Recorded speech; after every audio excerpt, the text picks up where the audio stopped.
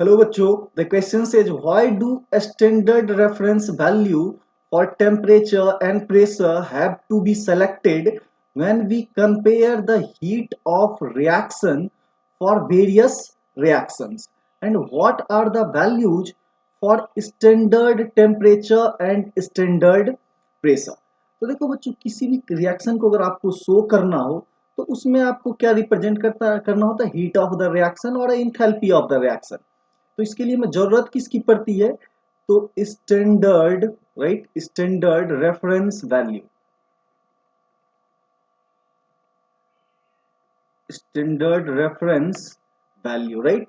तो यहां पर अगर हम बात करें टेम्परेचर का, तो टेम्परेचर के लिए जो स्टैंडर्ड रेफरेंस वैल्यू लिया जाता है, ये आपको room temperature, right, that is your 25 degree Celsius, और इसी को क्या बोलते हैं, 298 केल्विन, जो कि क्या होता है, रूम टेम्परेचर है। और दूसरा अगर हम प्रेशर की बात करें, राइट, तो जो आपका प्रेशर होता है इसको कितना कंसीडर किया जाता है, तो 1 एटीएम, इसको क्या कंसीडर किया जाता है, 1 एटीएम। तो यहाँ पे क्या ध्यान रखना है कि इसके लिए सिंपल सा रीजन क्या है कि most of the reaction takes place, right, takes place at standard condition, right, standard condition, that is that is 1 atmospheric pressure, right, 1 atm pressure,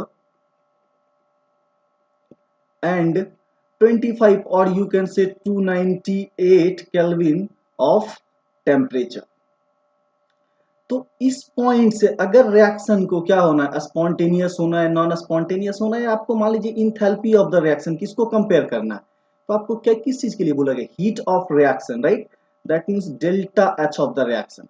तो डेल्टा एच होता क्या है, तो यह होता है आपको heat addition, heat addition at constant pressure. क्या बोलते हैं, किसी रिएक्शन में अगर आपको क्या चेक करना हो, डेल्टा एच, तो ये क्या होता है, heat addition at constant, right, आपका क्या होता है, प्रेशर, राइट। तो कांस्टेंट प्रेशर पे हम लोग क्या करते हैं, हीट एडिशन को कैलकुलेट करते हैं, और ये वैल्यू क्या होता है, number of moles into CP into delta T.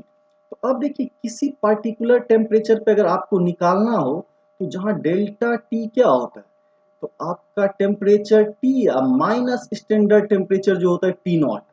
तो इससे क्या कर सकते हो कि आप किसी भी कंडीशन पे जो स्टैंडर्ड इंथैल्पी ऑफ रिएक्शन है, उसके लिए आपको क्या आइडेंटिफाई करना होगा कि स्टैंडर्ड टेम्परेचर क्या है उस रिएक्शन का, राइट। तभी हम क्या कर सकते हैं कि उसके स्टैंडर्ड इंथैल्पी को हम लोग कैलकुलेट कर सकते हैं। तो दैट्स वाई आप क्या बोल सकते हो कि that's why we need standard reference value, right, standard reference value। Thank you guys।